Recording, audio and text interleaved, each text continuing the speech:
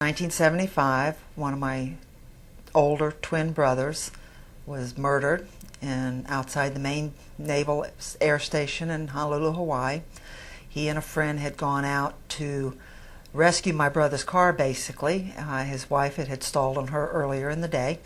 They were basically ambushed by what the police theorized were teenagers carrying sawed-off shotguns who probably were stripping the car. The individuals have never been caught. I got a call from the South Carolina Police, Charleston, South Carolina Police, about 4 o'clock in the morning, and they asked me if I knew where my son was, and I said no. I just know he's in Charleston. And they said, we found his truck on the side of the road torched. Well, you know, I've watched enough mystery movies to know that if you refer to something as torched, it's been deliberately set on fire, and it's more than likely to destroy evidence. We knew who the murderer was. Against my wishes, my son had departed with a gun, and he had showed it to one person, and that was this Charlie Wells that worked with him. They'd worked together for 3 days. The next day, the gun was missing. I was so angry, not so much at the person who killed my brother. I was so angry he was dead. But for me at the time, it was very hard to distinguish those two things. I was just angry.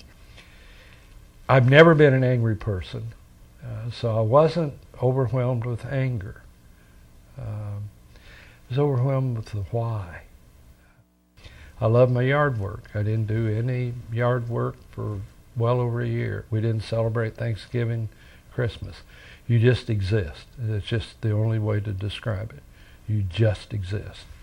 I have been able to walk through this and pass this. Do I hope they catch them or hope they already have them in custody for something else? Yes, I do.